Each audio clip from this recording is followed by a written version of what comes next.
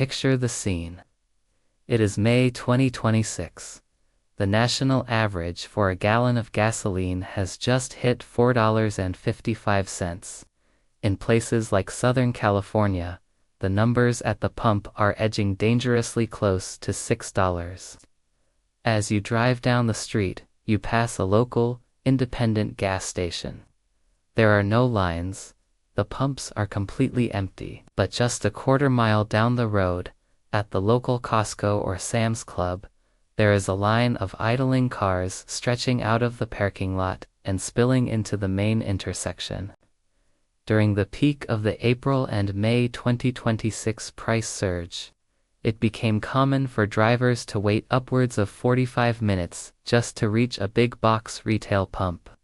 But if we stop and look at the actual mathematics of this behavior, it reveals a fascinating psychological trap.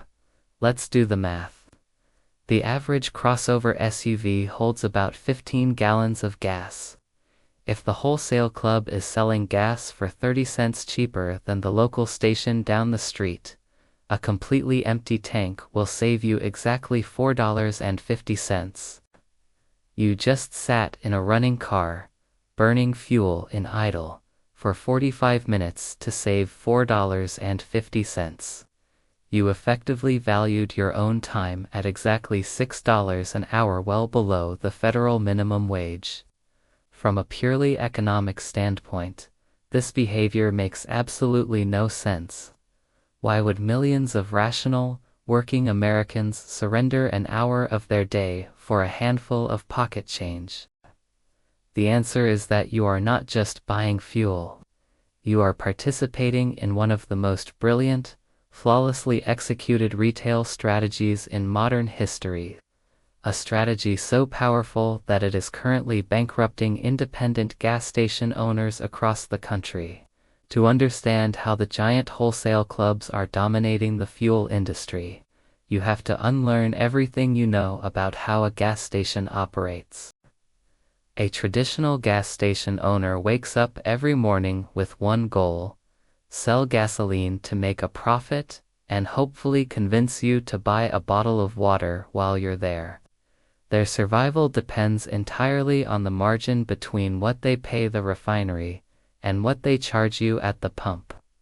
Big box retailers like Costco, BJ's, Wholesale, and Sam's Club do not care about gas station profit margins. In fact, they don't look at their gas pumps as a business at all. They look at them as a marketing expense. In economics, this is called a loss leader. It is a pricing strategy where a product is sold at a price below its market cost to stimulate other sales of more profitable goods or services. When the global crude market panicked in early 2026, wholesale gasoline prices skyrocketed. As we covered in our previous reports, local stations were squeezed, making just pennies per gallon while handing over millions in credit card swipe fees. They were forced to raise their street prices to survive. But the big box giants did the exact opposite. Data from the peak of the spring 2026 price surge shows that wholesale clubs actively compressed their own profit margins even further. They willingly absorbed the higher wholesale costs, sometimes breaking even or taking a slight loss on the fuel, just to maintain a massive 30 to 40 cent price gap below their local competitors. They are perfectly willing to lose money on the gasoline, because the gas pumps are not there to sell you gas. They are there to trap you in their ecosystem. Once you wait 45 minutes to fill up, human psychology dictates that you need to maximize the value of that trip. You park your car, walk through the massive warehouse doors, and suddenly, a trip to save $4 on gas turns into a $400 receipt for a flat-screen television, bulk paper towels, and a rotisserie chicken. But the real genius of the big box fuel monopoly isn't the bulk groceries, it's the plastic card in your wallet. Let's look at the hard financial data. In March 2026, Costco released its Quarter 2 earnings report. The numbers were staggering. They reported total revenues of $16.6 billion, a 9.2% increase. But if you dig into the financial breakdown, gasoline accounts for roughly 10% of their net sales. It brings in massive revenue, but it yields incredibly thin profit margins. So where does the actual pure profit come from? The membership fees. Every person sitting in that 45-minute line has paid between $60 and $120 just for the privilege of buying that gas. That membership fee is pure, 100% profit for the corporation. It costs them nothing to generate. And here is the most important statistic in Costco's entire 2026 earnings report. Their membership renewal rate hit a massive 92%. How do you convince 92% of your millions of customers to willingly hand over $120 every single year, without fail? You use the gas pump. Every time a driver passes an independent Shell or BP station charging $4.55, and then pulls into a wholesale club charging $4.15, their brain gets a hit of dopamine. They feel like they are beating the system. They feel like they are outsmarting the oil companies. The cheap gas is the ultimate psychological validation for the annual membership fee. The big box retailers aren't selling you cheap gas. They are selling you the feeling of a discount, subsidized entirely by the upfront fee you already paid them. It is a closed-loop system that prints billions of dollars, and it is completely destroying the traditional retail fuel market. Independent gas stations simply cannot compete with a massive corporation that is willing to sell fuel at cost.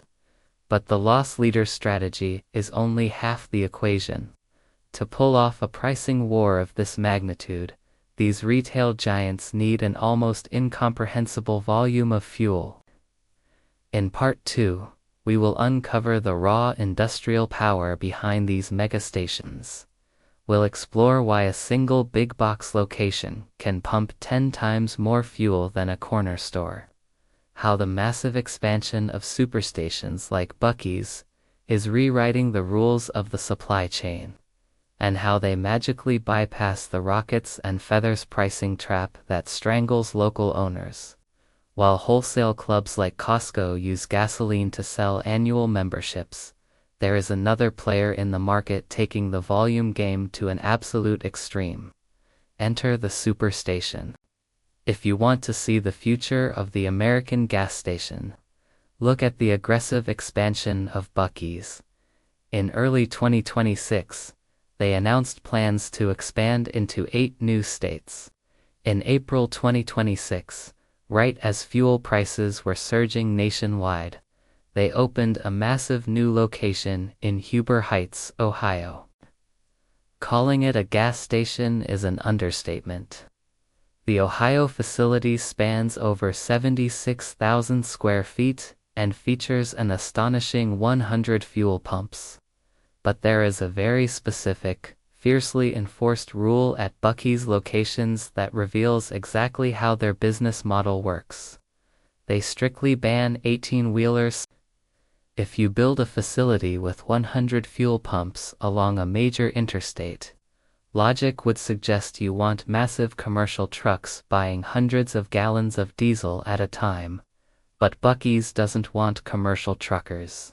They want passenger cars, and they want them moving fast. A commercial semi-truck takes up massive physical space and can take 20 to 30 minutes to fuel up. That creates bottlenecks. Buc-ee's bans them because their entire economic model relies on a metric called turnover rate. They need a constant, rapid flow of standard consumer vehicles pulling in, pumping gas, and immediately walking inside to buy high-margin items like brisket, fudge, and branded merchandise. To maintain this flow, superstations and big box retailers operate on a scale that completely breaks the traditional supply chain. Let's look at the volume comparison. An average, independent corner gas station sells roughly 100,000 gallons of fuel per month.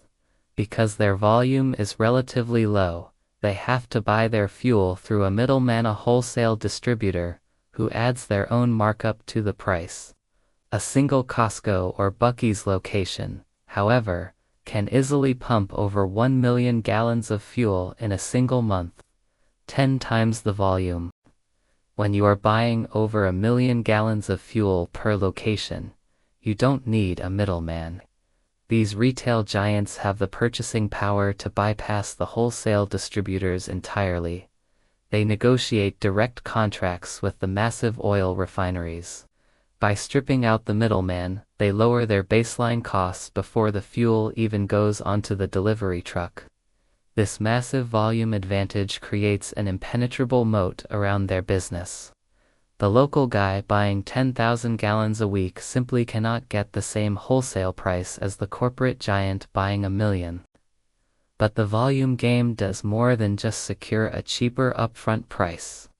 It completely solves the most hated phenomenon in the fuel industry, the rockets and feathers pricing trap. In our previous video, we explained that when wholesale gas prices spike, street prices shoot up like a rocket.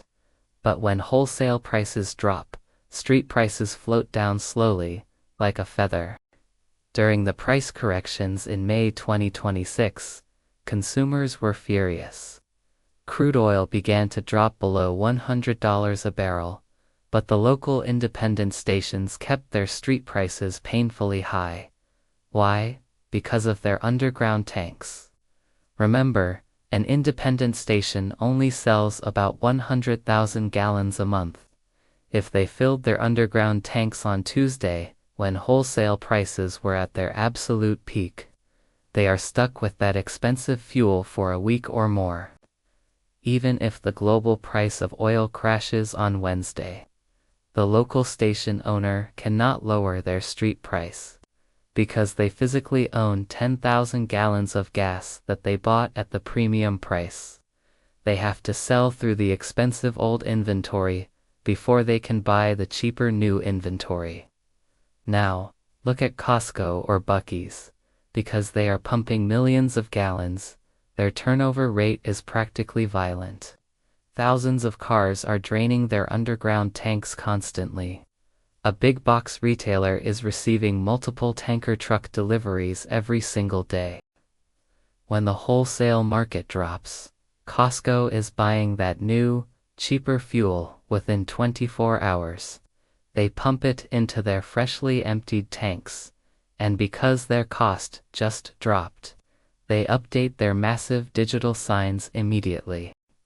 To the consumer driving down the street, the optics are devastating.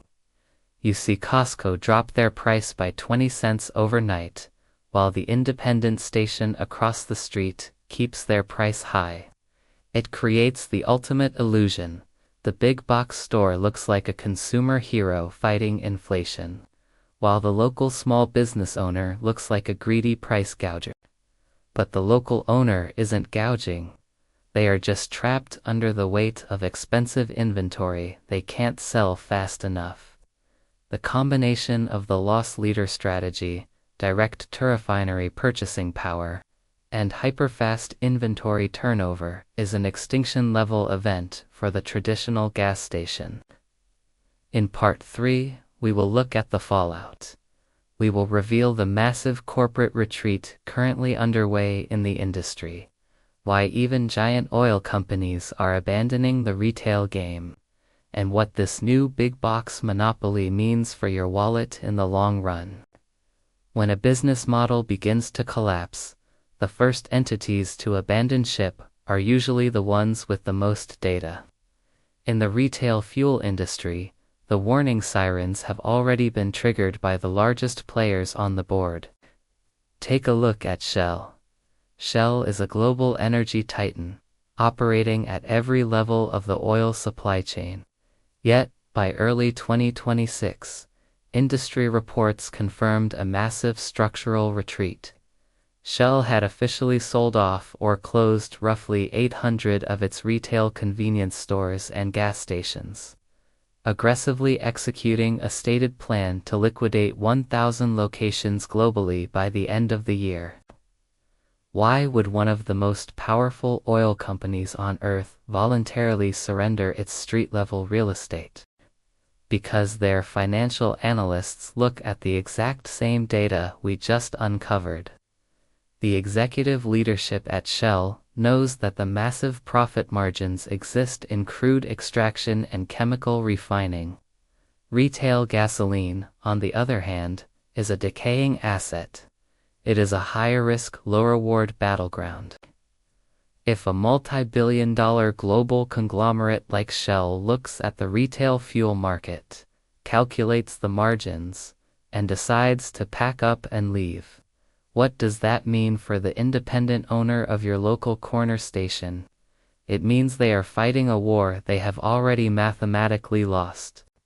To understand the sheer brutality of the modern fuel market, we have to synthesize everything we have tracked through April and May of 2026. The local independent gas station is not just dealing with high oil prices. They are trapped in a three-way, structural squeeze that makes survival nearly impossible. Let's review the forces crushing them from all sides. First, they are squeezed from the top by the corporate refineries. As wholesale prices fluctuate violently, pure refiners lock in their profits early, leaving the local stations to absorb the shock and face the wrath of state watchdogs looking for price gougers. Second, they are bled from the inside by the credit card networks.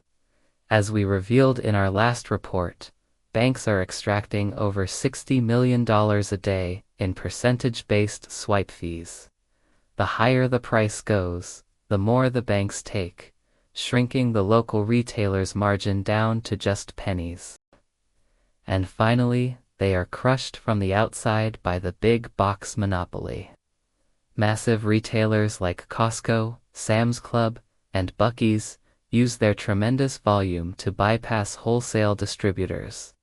They deploy the loss leader strategy, actively choosing to lose money on gasoline just to lock in 92% renewal rates on their annual memberships. A traditional gas station relies on fuel margins and a few convenience store sales to survive.